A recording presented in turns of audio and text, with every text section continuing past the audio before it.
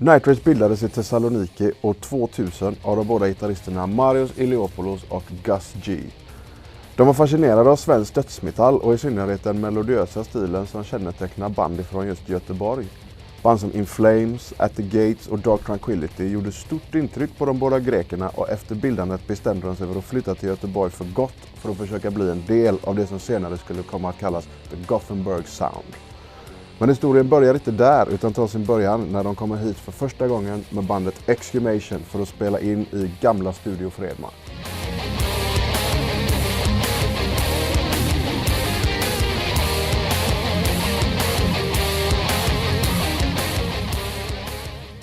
Hej och välkomna till programmet Backstage. Jag sitter här med Marios Iliopoulos från Nightrage. Welcome to the show, dude. Thanks, man. Thank you for having me, man. Yeah, it's an honor. It's an honor and a pleasure to have you on. I thought that we were going to start talking a little bit about how you first ended up in Sweden. Did you move here first, or did you have any other sort of journey here before you came over? Yeah, well, the story is that I had another band in Greece called Exhumation. It was a melodic death metal band, and actually we released 3 albums with this band, all of them produced and recorded in Sweden. Oh. So I was here before, you know, the first album we recorded in '96 in Örebro with Dan Swano as the producer, because we were very big fans of this Swedish sound. And then Dan introduced us to Studio Fredman, to Fredrik Norström. He told us if you really want to get a professional sound, you should go to Gothenburg. And that's how we end up recording the second album, Dance Across the Past and Traumatic on Studio Fredman. That's how I learned about this Gothenburg sound for real, you know, because there was a lot of bands there recording. I met Thomas Lindberg at that time with the Exhumation Days, and you know, that's how it began, you know, the whole story.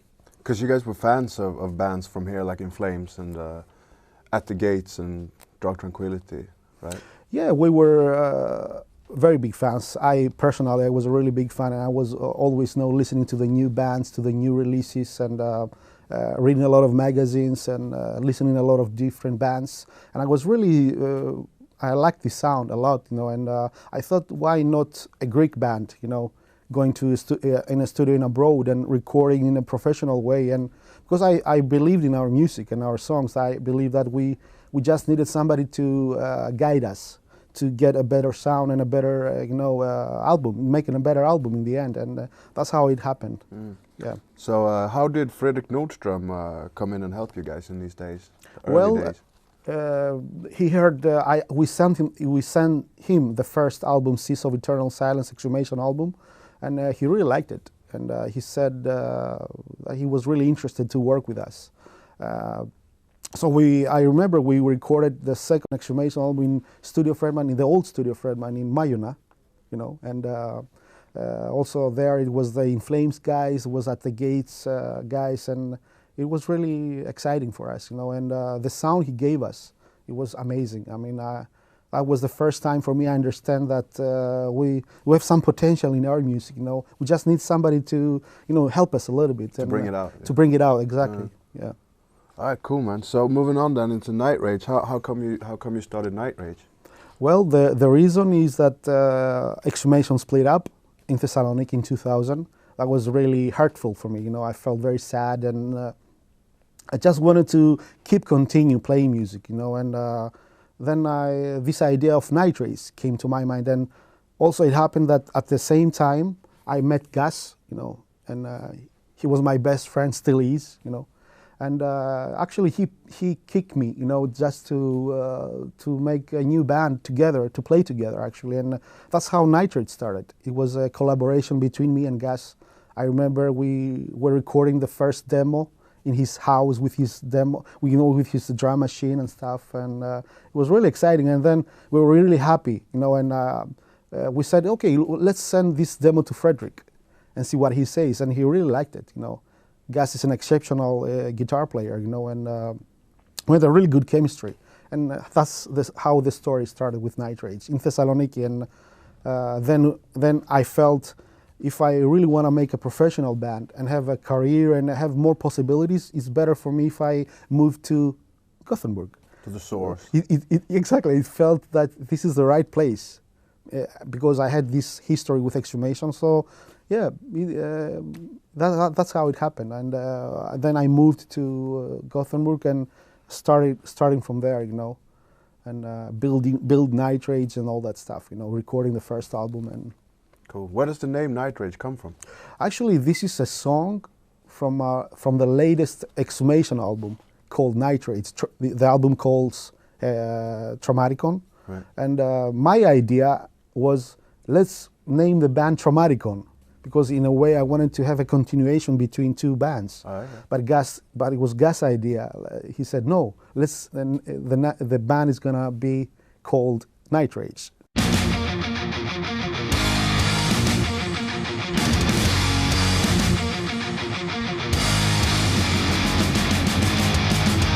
Han kände ju inte så många människor här då när han kom. Och, Tim, en kompis till Marios då, det var väl honom man träffade först om man säger så. Och grejen var att Tim var bortrest och Marios behövde exempelvis då, han behövde en lägenhet och han skulle flytta.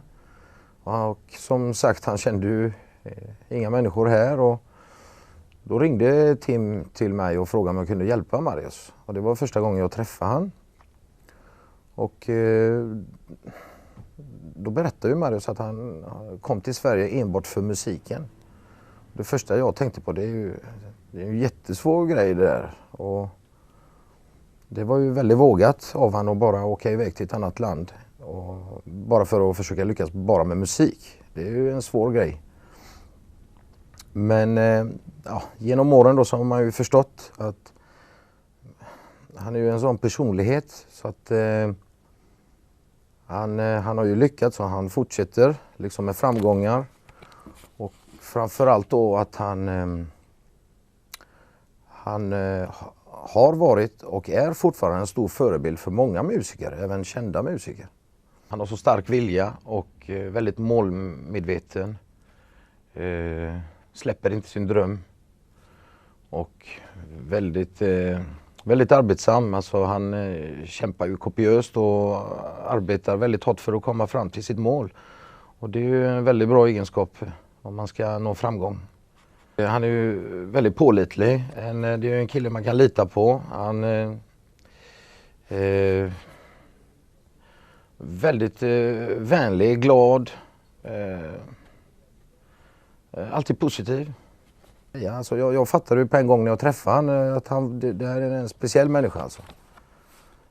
Då lyssnade inte jag så mycket på death metal om man säger. Men det blev ju att jag lyssnade mer och mer och tyckte om det mer och mer givetvis. Och då gick det upp för mig hur stor musiker och hur duktig han är egentligen. Och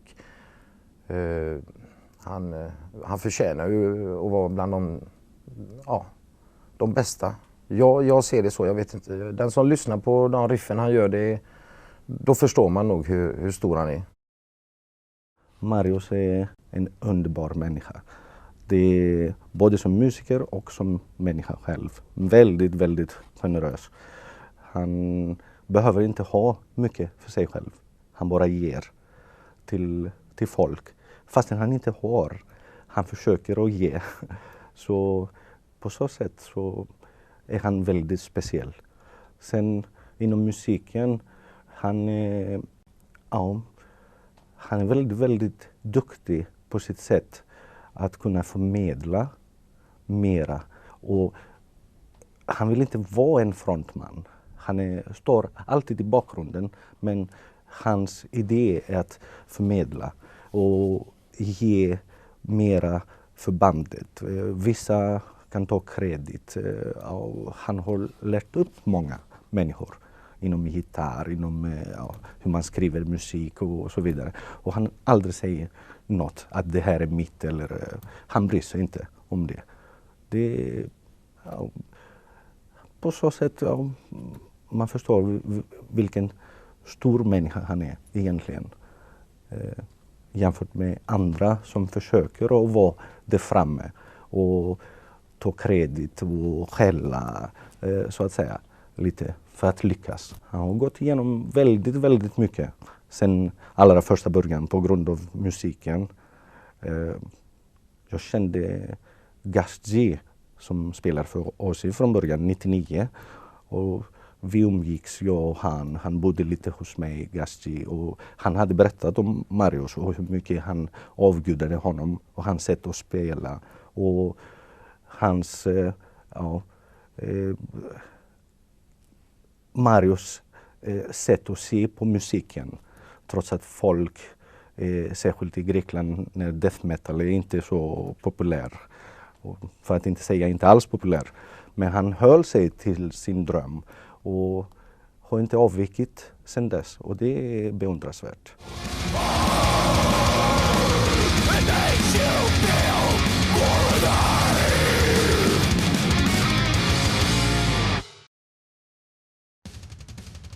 Gus G flyttade in hos In Flames grundare och gitarrist Jesper Strömblad. Eftersom jag själv på den här tiden var rumskamrat med Jesper fick jag en inblick i hur hårt den andra hälften av gitarristparet jobbade. Killen lämnade sällan köksbordet där han ständigt satt och övade på sin gitarr. Morgon till kväll, 7 dagar i veckan. En disciplin som man inte delade med särskilt många andra musiker i staden och som skulle visa sig avgörande. 2009 ersatte Gus G nämligen Zakk Wylde som gitarrist i Ozzy Osbournes band. What was the lineup for the first album when you started recording that? Yeah, that was one of the biggest problems that I faced because when I came here in Sweden, you know, I was alone. I didn't have so much money and all that stuff. I only knew Fredrik. That was the reason for me being here, because I knew that he can help me with a Nightrage thing. And then it was Gus, it was me, but we were alone and we were looking for a drummer and a bass player and a singer actually. And maybe this is luck, this is by luck, but I met Thomas Lindberg on the street. Lindberg from At the Gates. Yeah, I met him on the street, and I told him about that I moved here now, and I have a demo tape if you want to listen to it. And I gave the demo to Thomas, and he told me that he really liked the songs. But then we kind of lost contact after that incident, and then I moved on, you know, and I talked to Fredrik. Fredrik wanted to help us, and he gave us actually the chance to record the first album, Sweet Vengeance, for free in Studio Fredman. Wow. Yeah, because he really liked Gus, and he really liked me and the songs that we were made. And I remember we were recording the guitars because we didn't have a drummer also. And then we needed to have a drummer and a singer in the album. And then I remember I called Thomas and I said, we're in Studio Fredman, we're recording the album now. Do you want to come and listen? That's how it happened. He came to the studio, listened to the songs, and he was really interested to be a part of the album as well. And it happened at the same time when we were recording the guitars in Fredman Studio. It was the Haunted recording their album. I think it was a One Kill Wonder album. Oh, wow, yeah. Yeah, at the Great same album. time. And the drums were set up and everything. And Fredrik has the idea, like, why don't you put Per Moller Jensen playing the drums? He's here, the drums are set up, you know, he can learn the songs, and that's how he ended up being on the album. And he was at the time the Haunted drummer. Exactly, Oh, exactly. You know, he's a professional drummer, he's an amazing drummer, and he listened to the songs, and he came after 3 days, and he recorded the album. All right. That's amazing. For me, it was like a big Amazing honor. timing, isn't it? It is. It Wow. was really a big honor for me to have all those guys in my album. You know, I never thought about it. It was like a dream come true, you know. Mm-hmm. One of the things that you never think about it, but it just happens, you know. So do you have any cool stories about the recording of Sweet Vengeance? Like, Well, it how's was Fredrik to work with? He's an amazing guy, you know. He's one of my, he's a friend, very good friend of me, and he loves Nightrage, and he's a very fun guy to work with. But at the same time, recording this album was kind of difficult because, like I said, he gave us studio time for free in the studio, but we always recorded in the night times when nobody else was in the studio. So that took a long time. It was a painful thing, you know, to record. Like, it took us like 5 months to end up with the album, you know, finish the actual album. And then, you know, Fredrik sent it to some record labels like Century Media, Nuclear Blast, and Metal Blade, I remember. And it was Century Media right there, you know, very interested to sign the band because they loved the songs, and of course they were big fans of Lindbergh, you know. Yeah. But they loved the songs, the music. That was the main reason for us to be signed with the Century Media. Cool, cool. During this time when you were working in the studio at night, how did you support yourself? How did you pay your rent? Yeah, that's one of the hardships that it comes with all these things. You know, like I had to work in shit jobs. You know, like wash disher. You know, to support myself. Like I said, when I came to Sweden, I didn't have any money. I didn't have any home to stay. You know, and it was really difficult. But I never let down the dream. My main dream was to make this album, to record this album, and I was working for it. And I didn't care if I have to go through, you know, tough times. And I knew that actually. I knew that before I moved here. So, and I tried to keep my main focus in the music. And I'm very happy that I managed. You know, we record in the end this album. You know, and things took its own ways.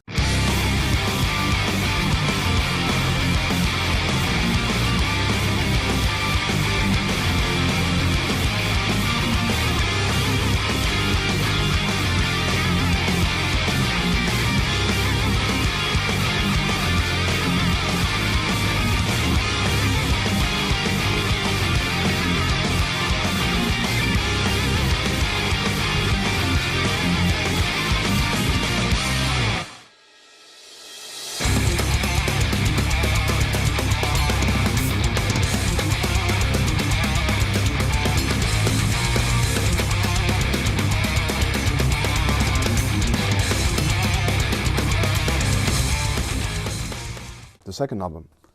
The second What's that album, called? it's the name of the album is Descend into Chaos, and on this one we kept the same songwriting lineup, like me, Thomas, and Gus G. Yeah. And I think it's a great follow-up to the first album, because with the first album we got very rave reviews. Yeah. We got a lot of fans interested in the band, and it was kind of difficult to come up with a better album, or the hard second album. It was really difficult, but yeah. I think we managed because we just kept the intensity. You know, we didn't sell out. You know, we even record even faster songs, more thrashy, you know, more death metal kind of songs, and that felt right at the time. And I'm very proud of this album as well. You know, I wanted to say, like on the first album we had also Tom S. Englund from Evergrey doing some clean vocals. And on the Century Chaos album, we had Mikael Stane from Dark Tranquility also guesting some clean vocals in one song. Top quality guys, that. Yeah, but for me, like I said, I was a fan. I was just a fan, you know, just happened to play guitar, and you know, and for me, that was a really big thing. Meant a lot to me, you know, like having all those guys in my band, and they really appreciate the Nightrage music. That's a big thing, I think. And Fredrik was producing this album as well? Yes, it was Fredrik and Patrick Giestin, the drummer of Dream Evil nowadays.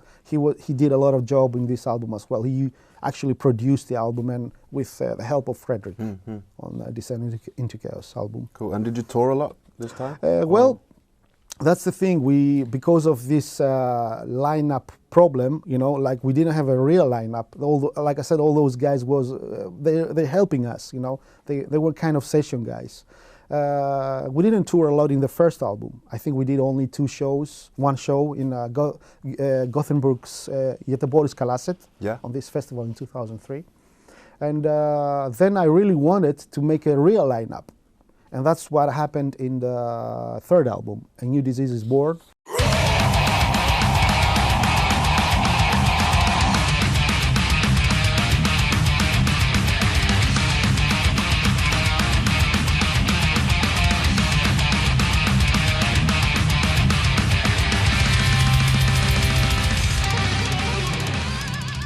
On this one, we changed studio also. We went to Denmark, and you did, didn't you?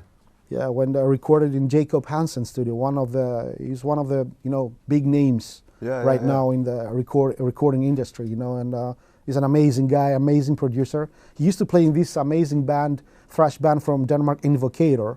He was the guitar player Brilliant and singer, and now he's a successful recording engineer. Oh, still to this day? Yeah, and producer also. Oh, and, cool. I'm really happy with this album. It was a little bit a different album. It's a bit more experimental, isn't it? I can say it was still Nightrage, but has a little bit modern elements in it, and which is not bad, you know.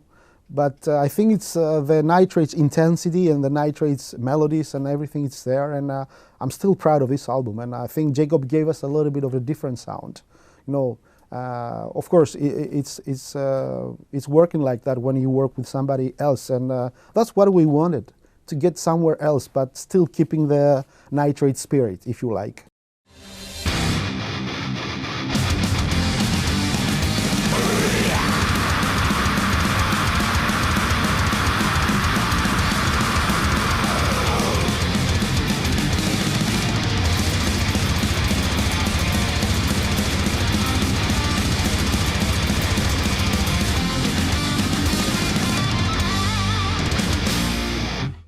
Then on the fourth album, the lineup changed again, and now the lineup that you're currently playing with. Exactly. Anders Hammer and we have Anders Hammer on bass. We have Joe Nunes on drums. Anthony Hammerlainen is the vocalist in the band. Lives in America, right? He lives in America. He's actually a Finnish guy. Yeah. Quite a story, you know. And he lives in Arizona, Phoenix, and he's been raised by a Cypriot Greek father, you know. It's quite a story, but yeah, I think he's an amazing singer, and for me, I think Anthony's following the way like how Thomas Lindberg sings. For me, he's like the cousin of Thomas Lindberg, something like that, and I like that because I think this sound is really fit Nightrage, this kind of vocals, and he does a really good job. You know? He does. How did he join the band? That was through the magic of MySpace, you know, back in the day. The magic of MySpace. Yes, when MySpace was big, you know. Yeah. He just sent me email and asked me, like, he heard, I think, from somewhere that we're looking for a singer, and he asked me, guys, I will be really interested to help, you know, to be your next singer and something. And so I said, yeah, send me your demos. And he sounded good, but I wanted to meet the guy in real, you know. So I said, if you're serious about it, just come to Sweden and let's audition and play some. And he did. He did. Wow. That was a big thing. Like, that's dedication, isn't it? It is, and I didn't expect it, to be honest, because it's a big trip, it's a big distance, but the guy showed up. He was a big Nightrage fan.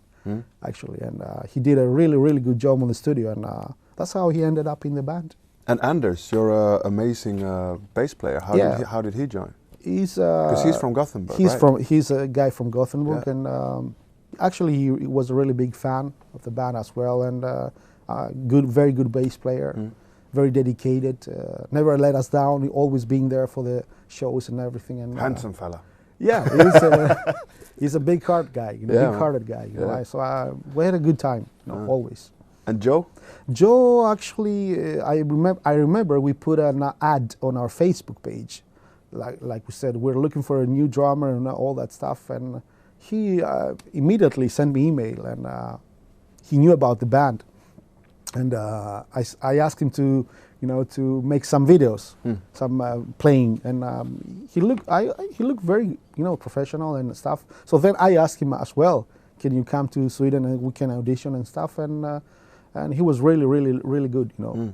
You know, he was a kid when he came here, like he was 19 years old, but you could see that this guy has a lot of potential, you know. He was an amazing drummer right there, you know, and that's how I met Joe as well. Cool. You and Anthony write lyrics together now, don't you? Exactly. We have a really good team, you know, because back in the day I was writing the lyrics myself, and but I can tell you that we have the same of mind with Anthony. So when I say something to him, he coming back to me with another idea, and we write the lyrics on the last two albums, where in Marty's Crown and Insidious we write together, and it's a great team, I think. Yeah. Speaking of lyrics, what are the lyrics mostly about? What subjects do you usually cover? Is it all about flames and death, not really? Do you go a bit different, don't you? I think so. Yeah, we are, and we're trying to write about you know, human relations and real stuff, you know, like stories that we got influenced by in our lives. We got influenced by that, and we write about it, you know, like stories that can happen to everybody, you know. And I think it really makes sense because it fits with the kind of music we play.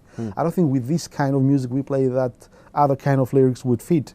I think they must be real, you know, not some fantasy stories or stuff like that.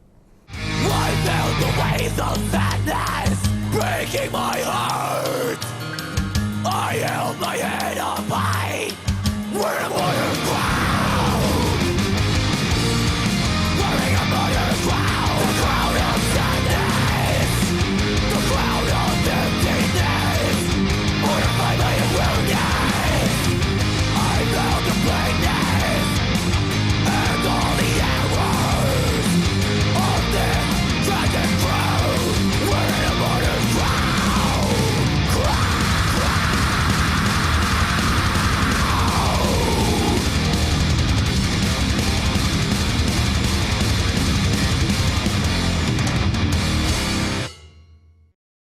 So let's move on to the 5th album, the latest one, called Insidious, right? Yeah, that's the latest album that been released in 2011, September 2011, I remember. And I think this album contains all the different elements of what Nightrage is all about. I mean, it's melodic, it's heavy, has some clean vocals here and there. And we were lucky enough on this one to have a lot of guests, a lot of friends from the old times. It's Thomas Lindberg and Gus G and Tom S. Englund.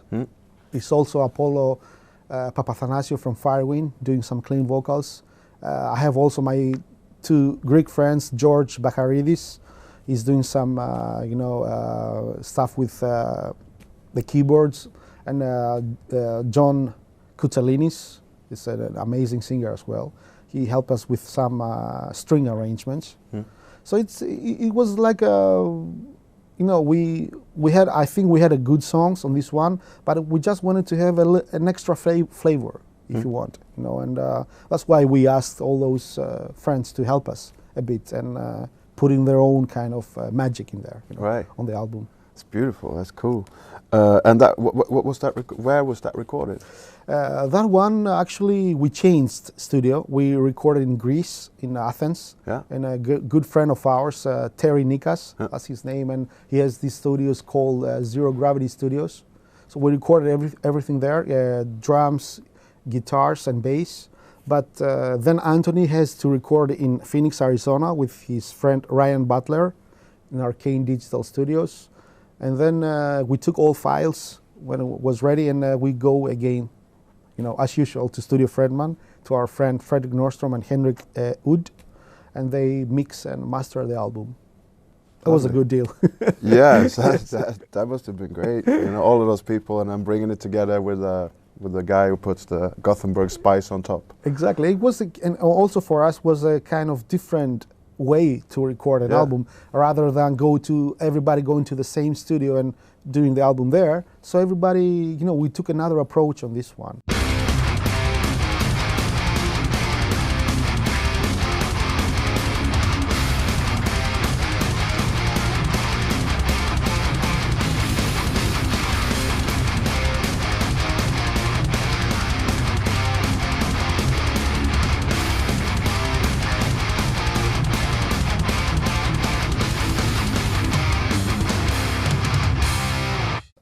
Fredrik told me that when people ask him about the Gothenburg sound, like who's representing it and blah blah blah, he said that he doesn't really mention the old In Flames and At the Gates, but he says he mentioned you, and it feels like the city has sort of embraced you now as part of this sound and one of the innovators and people who's taken it into the future.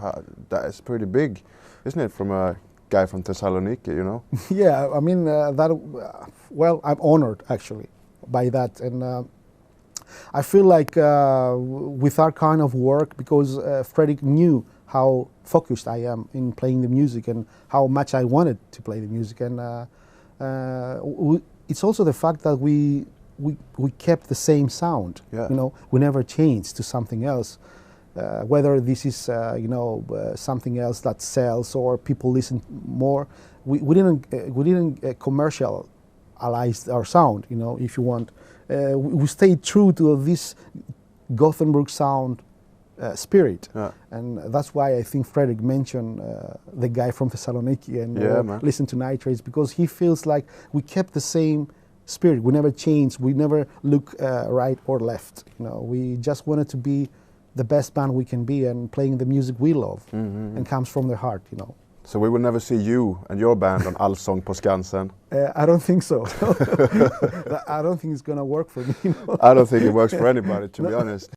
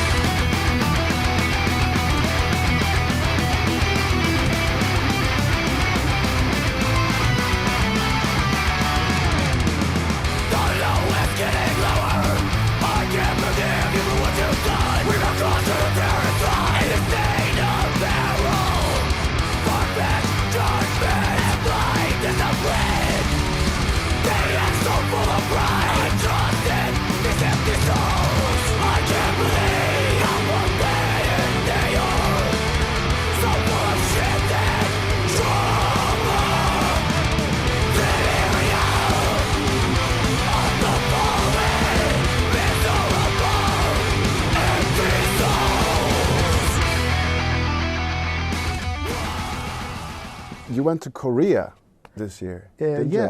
We were lucky enough to... Invited? They invited us to South Korea in last August. And I could see that we have fans there as well. I didn't know, because when I got the first email, honestly, I didn't know what to expect. You're going to a place that is so far and you don't know. Maybe you're going there, there's only 5 people, but it was actually a lot of people and really interested and knew about Nightrage, knew the music, knew the lyrics. They wanted to talk to us, and we, it was a big thing, man. Sometimes you don't take these things for granted, but they happen, and I'm very happy about it. I mean, I'm very happy that our music can touch other people in the world, and they like it and they love us in the end, Yeah, man, cool. I'm very happy about it. Metal's universal, Yeah. Transcends all borders. Last week you played at a really interesting festival here in town, didn't you? Yeah. The Gothenburg Sound Festival. The Gothenburg Sound Festival, they asked us to be a part of this festival, and for me, once again, that's a big honor, to be a part of this sound and this festival. And we also, because our singer couldn't make the show, he couldn't be on the show. We asked Thomas Lindberg to help us, just play one-off show, and he did. So we play songs from the actually first 2 albums, and it was a great show, man. I enjoyed, and we try to give our best, and hope that more shows like that coming up for us.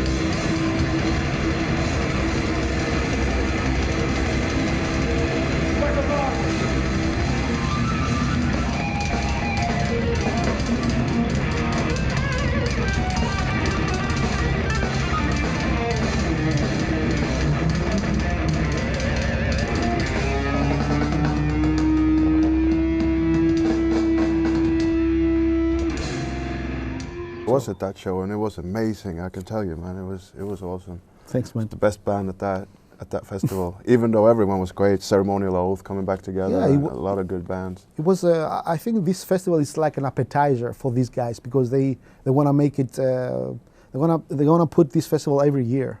So it was like a test for them, like how it's gonna work and stuff. And I think it was a good turnout for every band. Good bands, good professional people, good fans. Everything was good. So I'm looking forward to the next one. Yeah, man. Yes. So what's next? What's next for you and Nightrage in the coming year? For the time being, I'm composing a lot of riffs and start to write some lyrics for the next album. Maybe this is gonna take a while. I don't know because we don't have a label right now. You know, we're out of Life Force Records, and we're still negotiating with them another deal. And there's some other labels interested in the band, but I think we need to write songs first. You know, we need to feel a bit inspired again. Take your time. Take a little bit time. Don't rush it. Don't force it, and we'll see what happens. You know, I see the thing very optimistic. I think it's gonna be. It's gonna take its time probably, but it's gonna, you know, be a good album in the end because I feel kind of inspired just to write music right now, you know, Yeah. and riffs and stuff like that. So we'll see what happens with that. Cool, man. I'm looking forward to that album. Thank you for being on my show, man. Thank you, man. Thanks Thank for you. coming Appreciate down. it. Thanks. Nice one. Thanks a lot.